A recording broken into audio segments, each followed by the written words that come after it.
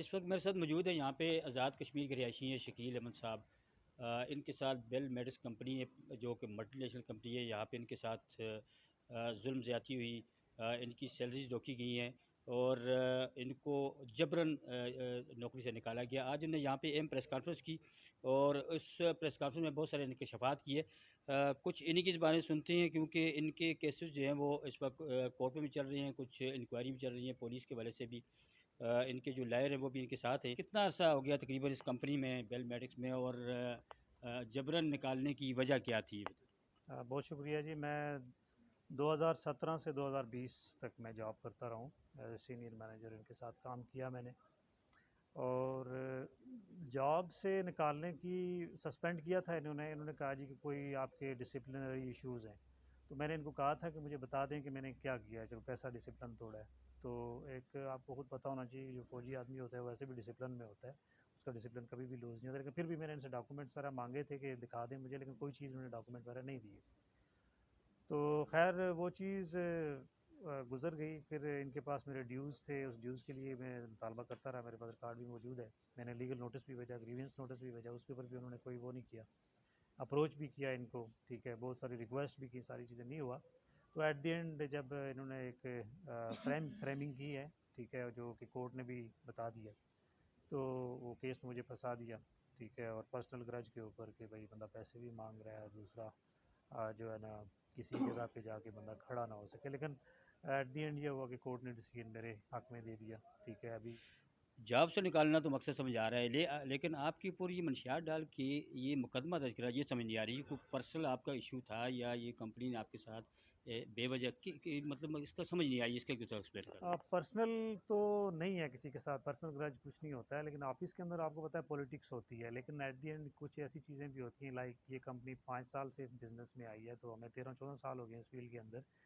तो at the end 14-15 साल के बाद इंसान ये सोचता है कि क्यों ना मैं जॉब करने के बजाय अपने बिज़नेस की तरफ बढ़ूँ, ठीक है। तो इस लेवल के जो लोग होते हैं, इतनी जो जिनका सर्विस हुई होती है, जिनका इतना मतलब एक्सपीरियंस होता है, उनको ये हर्ट करने के लिए इस तरह के हथकंडे अपनाते हैं कि इनका करियर मुकम्मल तौर पे बर्बाद कर दिया जाए, ताकि ये सर ना उठा सकें। इसकी एग्जाम वकील साहब, आपने जो कोर्ट डिसीजन है वो भी हक में आया हुआ है, जो इंक्वायरीज हुई हैं वो भी तकरीबन आपके हक में आई हुई है। उसके बावजूद आप इंसाफ लेने के लिए यहाँ पे प्रेस कॉन्फ्रेंस करनी पड़ी, इसकी वजह बता दें। इसकी बुनियादी वजह यह है जी कि कोर्ट की जो फाइंडिंग है उसमें ये इनोसेंट डिक्लेयर हुए हैं।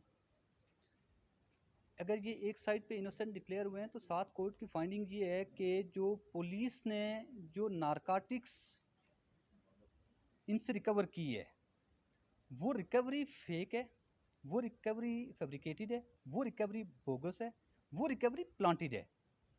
जब कोर्ट की ये फाइंडिंग मेरे पास आ गई तो मैं इसको बीइंग अ प्रोफेशनल लॉयर इसको मैं अब रिलेट करता हूँ कि जब इनसे वो रिकवरी नहीं हुई तो ये रिकवरी अल्टीमेटली जो एएसआई है अमीर अली गोंदल, या तो उसके पास से हुई हुई है या कंपनी ऑनर के पास से हुई हुई है। अब ये एएसआई अमीर अली गोंदल ने in the connivance of the company owner as well as the HR manager मेरे खिलाफ ये खेल खेला। उसकी बुनियादी वजह ये थी, उनका ग्रज जो मेरे खिलाफ था वो यही था कि मैं डिमांड करता था कि मेरे बैकडेटेड बेनिफिट्स जो हैं वो मुझे दिए जाएं। वो बजाय इसके कि मुझे वो बैकडेटेड बेनिफिट्स मुझे देते, उन्होंने उन बैकडेटेड बेनिफिट्स को बचाने के लिए उल्टा मुझे नारकोटिक्स के केस में फंसाने की कोशिश की। अब इस मुल्क के अंदर ये है कि माइट इज़ राइट की बात है।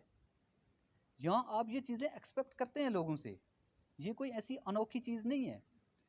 कंपनीज के लॉज मौजूद हैं, कॉर्पोरेट साइड पे लॉ बहुत अच्छे तरीके से इनेक्ट हुआ हुआ है। अच्छा, लेकिन 182 के तहत ज़्यादातर मेरा ये हमारा जो एक्सपीरियंस है उसमें ये होता है कि जुर्माना हो जाता है ज़्यादातर।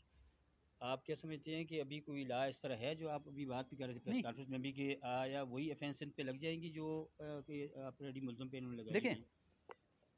182 जो बेसिकली है वो उसका मैं अगर आपको सब्सटेंस बताऊं तो वो ये है कि आप जब किसी के खिलाफ झूठी एफआईआर कराते हैं तो उसके नतीजे में अगर ये चीज़ अदालत के सामने आती है तो अदालत एक इस्तेगासा खुद भी दे सकती है और पुलिस को डायरेक्ट कर सकती है कि आप इसके खिलाफ, चूँकि इस शख्स ने दूसरे शख्स को झूठे मुकदमे में मुलव्वस करने की कोशिश की है, वो है 182, वो माइनर ऑफेंस है।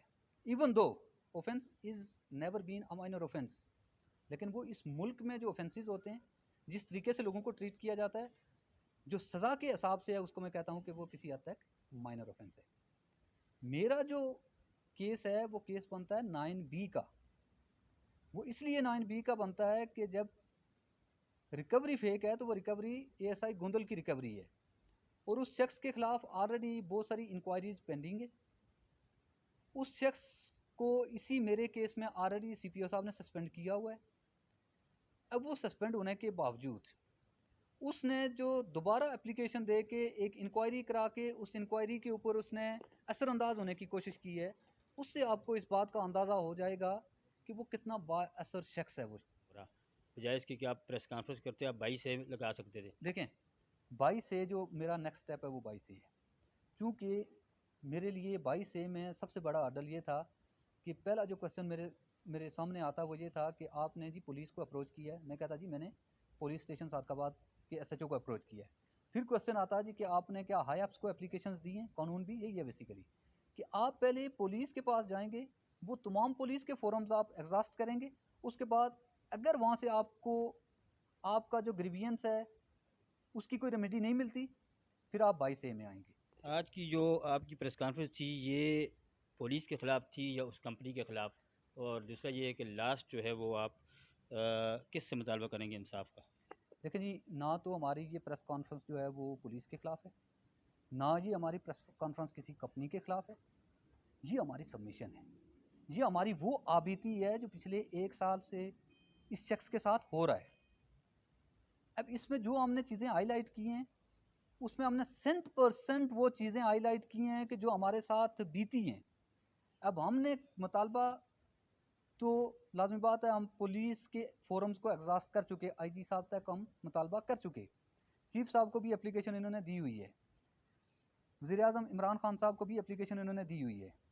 इसके बाद जो लीगल रेमेडी है वो मैं अवेल करूँगा।